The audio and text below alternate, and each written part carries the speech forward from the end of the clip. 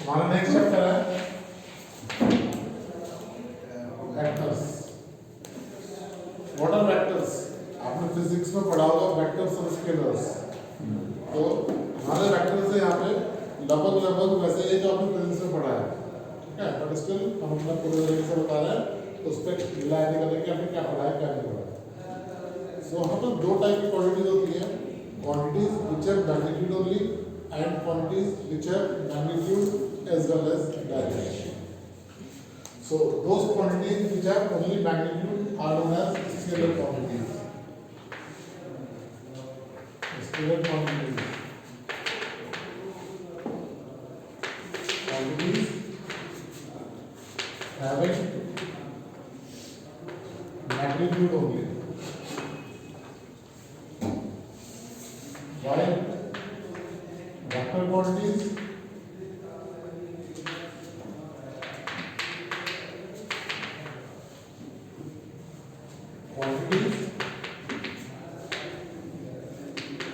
having magnitude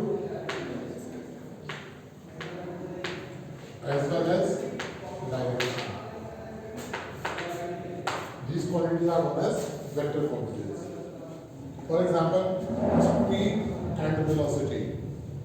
Speed is scalar, velocity is vector. Speed में क्या है, आप कहीं भी लेफ्ट राइट आगे पीछे कहीं भी भाग सकते हो, ठीक है। वेलोसिटी क्या होती है? Velocity is running in a particular direction, accelerating in a particular direction, okay. तो quantities which have only magnitude are known as scalar quantities and quantities which have magnitude as well as direction are known as vector quantities. अब हमारे पास 3 dimensional geometry पढ़ी थी class 11 में, x axis y axis z axis था कुछ, और किसी point के कोऑर्डिनेट्स पढ़े थे with respect to 3 axis, x axis y axis and z axis, coordinates of point. अब किसी पॉइंट की हमारे को पोजीशन फाइंड आउट करनी है, तो with respect to origin find out होती है, that is known as the position vector of a point. अब यहाँ पर हम सबसे पहले पोजीशन वेक्टर से बात कर रहे हैं। कोई पॉइंट चल रहा होगा, उसका पोजीशन वेक्टर हमें निकालना है सर। हाँ जी, पोजीशन वेक्टर हम ओरिजिन के रिस्पेक्ट में निकालेंगे। नहीं, पोजीशन वेक्टर फिलहाल ओरिजिन निकाल रहा हूँ, लेकिन position vector of our point with respect to any initial point with respect कैसे भी निकाल सकते हैं, कहीं से भी निकाल सकते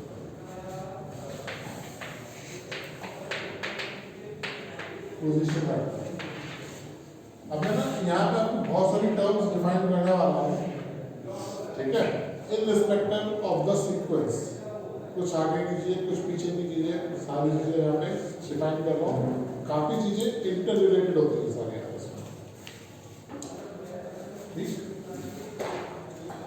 एक पॉइंट ओ है, this is X axis, this is Y axis and this is Z axis. एक पॉइंट पी दे रखा है, तो position vector of P, position vector of P is equals to position vector of OP, that is equals to position vector of P minus position vector of O। O क्या है? Origin है यहाँ पे। आप जो कह रहे हो वो था position vector of AB, position vector of AB is equals to position vector of B minus position vector of A, ठीक है, position vector of P minus position vector of A। अब यहाँ पे P पॉइंट कोऑर्डिनेट्स क्या होंगे? x y z लेंगे, coordinates of P is x y z।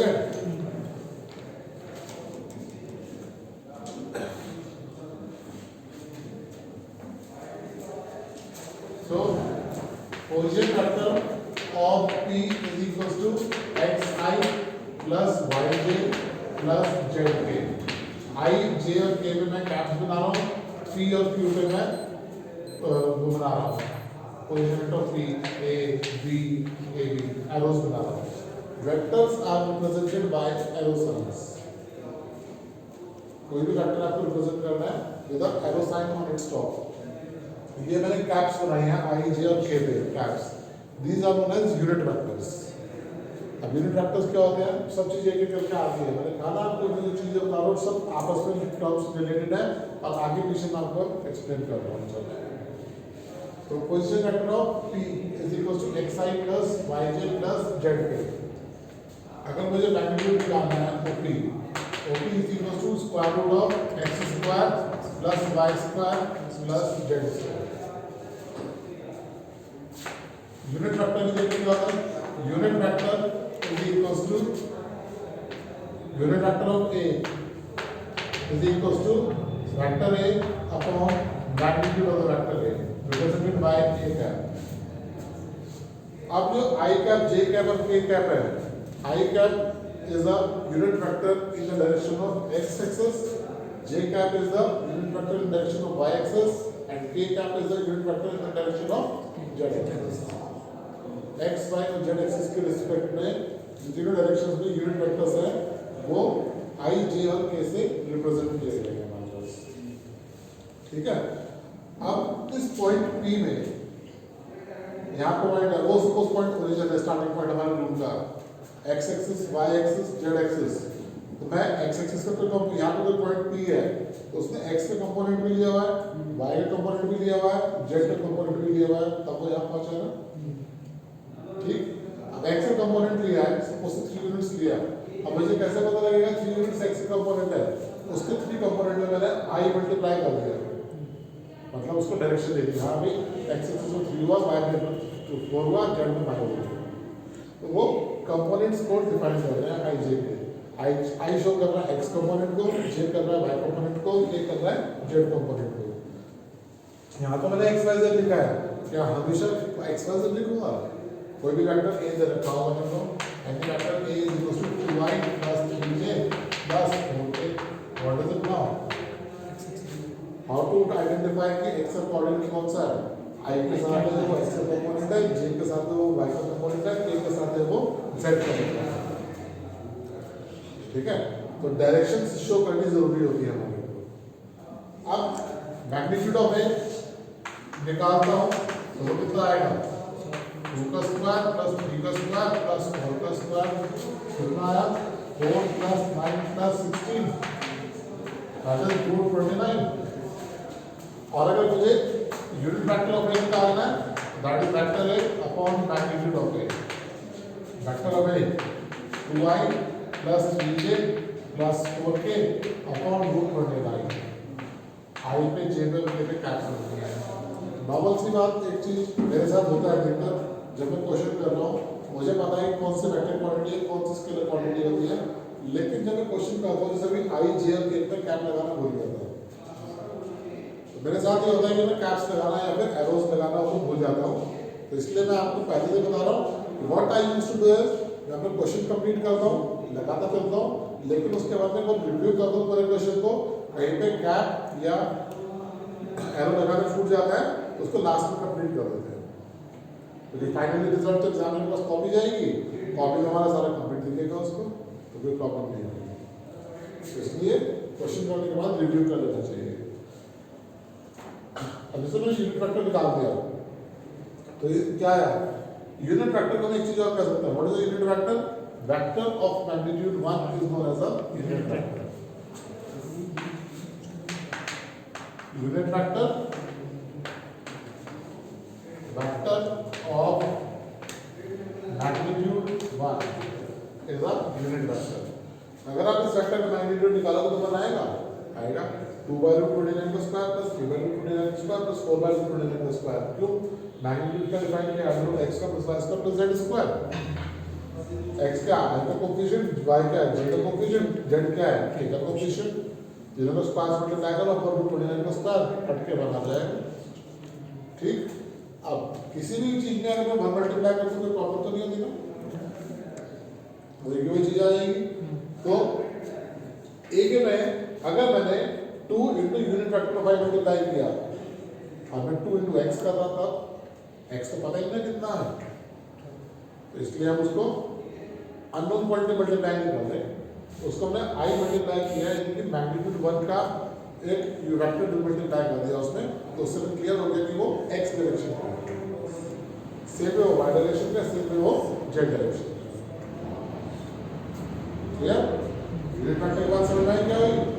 Magnitude of magnitude one, which represents the directions in view, apart from the other vectors.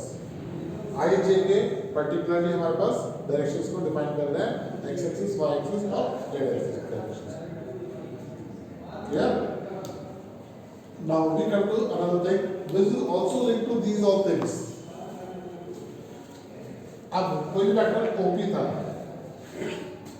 This vector OP makes certain angle alpha, beta and gamma with the three axes x, y and z respectively. X, y, z axis से कुछ ना कुछ angles बना रहे हैं. These angles are known as direction angles. Direction angles. Angles made by a vector with x, y and z axis respectively. Now another thing is direction cosines. This is another important thing. What are direction cosines? Direction cosines are cosines of angles made by x, y and z axis respectively. Cos alpha, cos beta and cos gamma. These are known as direction cosines. कोई भी line तरह की होगी उसके direction cosines होंगे तो क्या होंगे cos alpha, cos beta और cos gamma उसके डायरेक्शन कोसाइंस होंगे. और डायरेक्शन कोसाइंस के बाद एक चीज डिफाइन होती है direction ratios. Direction ratios. These are the simplest form of direction cosines. ठीक है? Direction cosines की जो simplest form है that are direction ratios. कैसे? मैंने कोई भी लाइन गई उसके डायरेक्शन रेशियो आया 1/2, 1/3 और 1/4. सपोज से डायरेक्शन कोसाइंस आएगा BC लेट स्पेसिफाई कर लो. ये होंगे नहीं, सही नहीं है ये. मैं एक एग्जांपल लिया वैसे ही ये डायरेक्शन कोसाइंस है सारे. ठीक है. सो डायरेक्शन रेशियोज क्या हो जाएंगे इसके? एलसीएम में तो आएगा 12, 2 6 ना 3 4 ना 4 3. तो 6:4:3 इसके डायरेक्शन रेशियो हो जाएगा. ठीक. ये ऐसे ही एग्जांपल लिया था मैंने. अब जो डायरेक्शन कोसाइंस है वो रिप्रेजेंट किससे होता है? Direction cosines are represented by L, M and N. L is equals to cos alpha, M is equals to cos beta, N is equals to cos gamma. And we have a special property for these direction cosines, and that is L square plus M square plus N square is equals to 1. Sum of squares of direction cosines is equals to 1. And the simplest form of element is direction ratios. DRs, simplest form of DCs.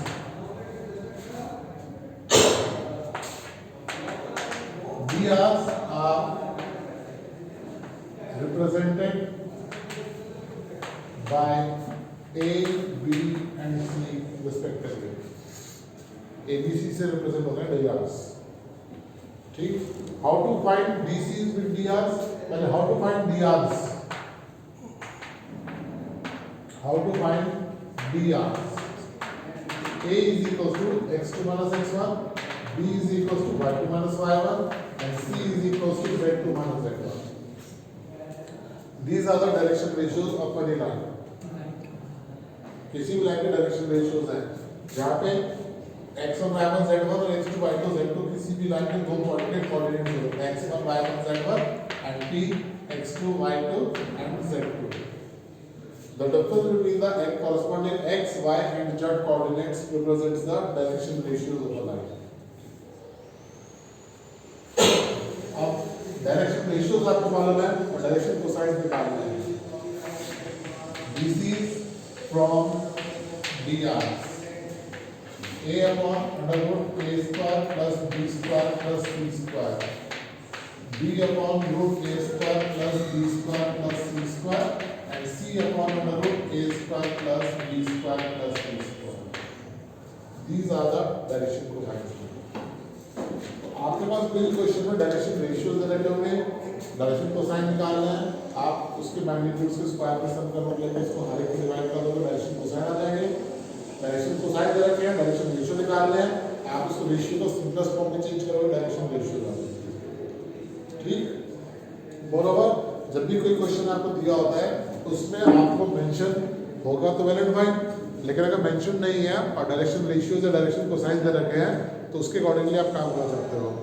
और मैं जो questions करता हूँ normally direction ratios assume करके करता हूँ कि direction ratio दे रखा है तभी क्वेश्चन हो जाएगा, और डायरेक्शन कोसाइन नहीं दे रखा है, डायरेक्शन कोसाइन दे रखा है तभी क्वेश्चन हो जाएगा अगर उन्होंने डायरेक्शन रेशियो अज्यूम किया है.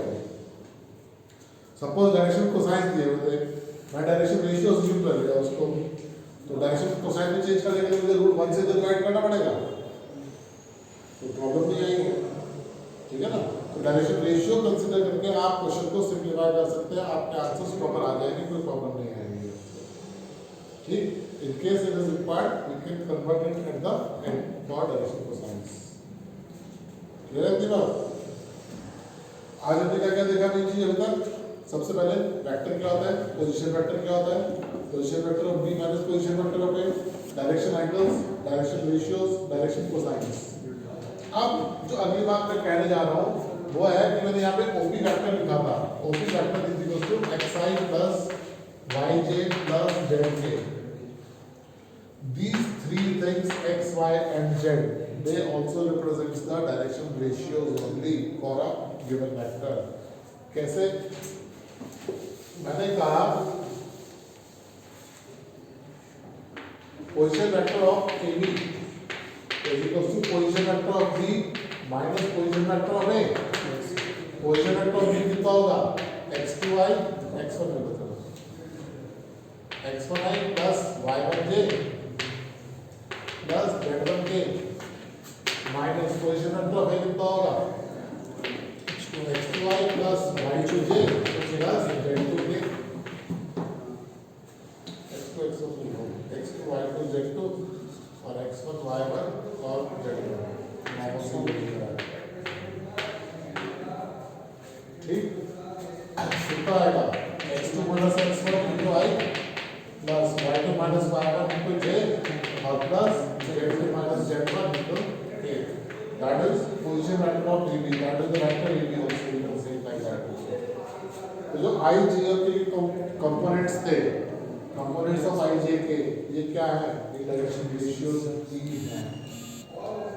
इसी लाइन के डायरेक्शन रेशियोज हैं. ठीक है. अब कुछ टाइप्स ऑफ वेक्टर्स हैं, फिर आपका तो सब direction ratio, direction cosine clear हो गया. अब we have some different types of vectors.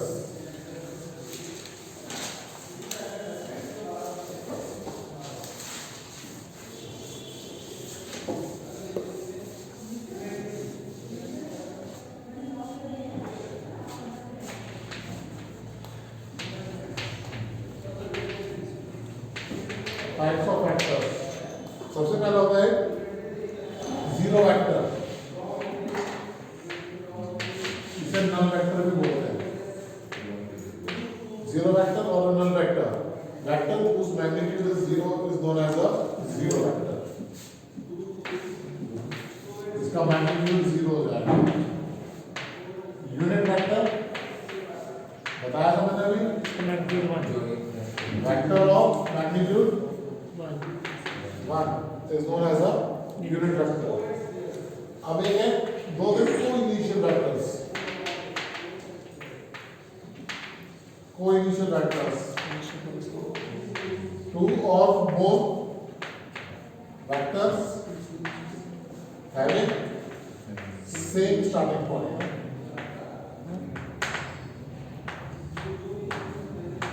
दो या दो से ज्यादा वेक्टर्स जिनका स्टार्टिंग पॉइंट सेम होता है what are known as co-initial vectors.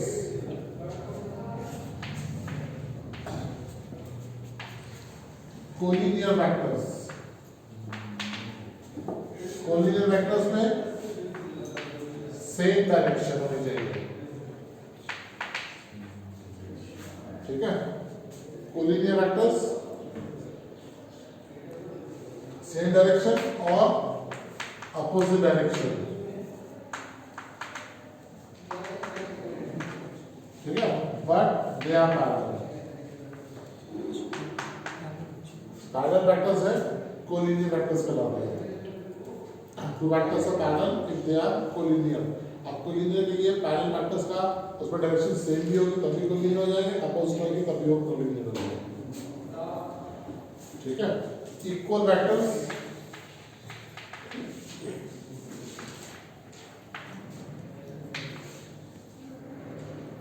magnitude as well as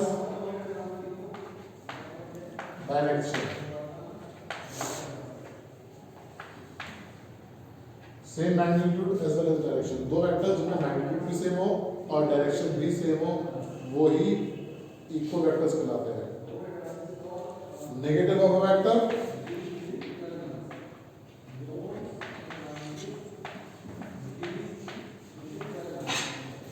vector A दे रखा है, negative vector A is equal to minus A. कोई वेक्टर ए दे रखा है उसका नेगेटिव वेक्टर क्या हो जाएगा माइनस ए, इसका मतलब उसकी डायरेक्शन अपोजिट हो जाएगी। Negation of vector, negative vector means ये क्या उसको मल्टीप्लाई कर दिया, मैग्नीट्यूड तो वही रहेगा, डायरेक्शन अपोजिट हो जाती है। एक्सरसाइज 10.1 बोलो, sorry, 10.1 represent graphically a displacement of 40 kilometers 30 degree east of north, east, west, north, south, four directions, displacement of 40 kilometers 30 degree east of north, north से east की तरफ 30 डिग्री, ये कितना हो जाएगा 60 डिग्री और ये 40 किलोमीटर का डिस्टेंस होगा। This is the right. East of north मतलब north से east की तरफ। Second question, classify the following measures as scalar and vector quantities. 10 kilograms scalar, 2 meters northwest vector quantity, 40 degrees scalar, 40 watts का था scalar होता है, ठीक है। 10 to the minus 19 कूलम भी चार्ज होता है, उसको भी scalar quantity. 20 meters per second square acceleration होता है, vector quantity, it has a direction. Another third classify scalar and vector, time period scalar, distance scalar, force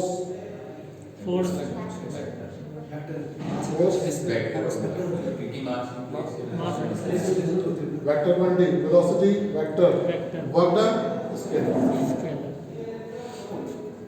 अब एक स्क्वायर रखा है, हम कुछ वेक्टर्स मार्क कर रखे हैं।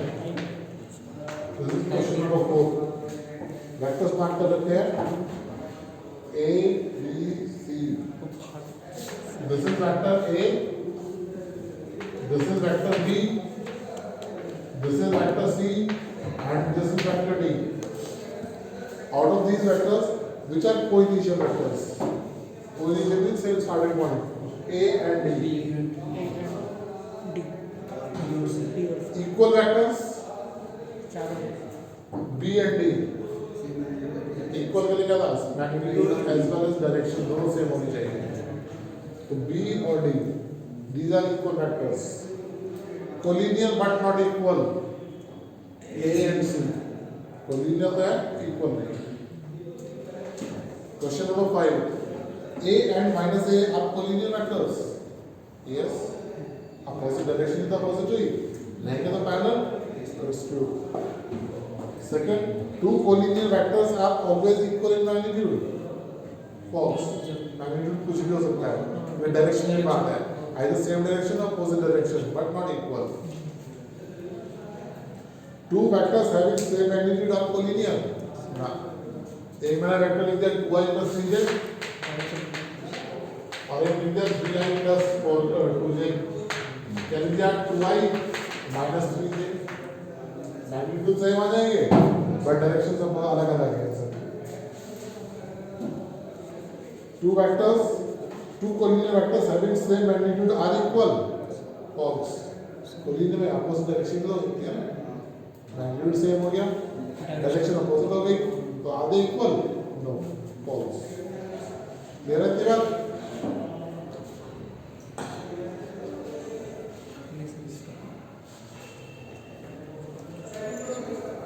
फॉल्स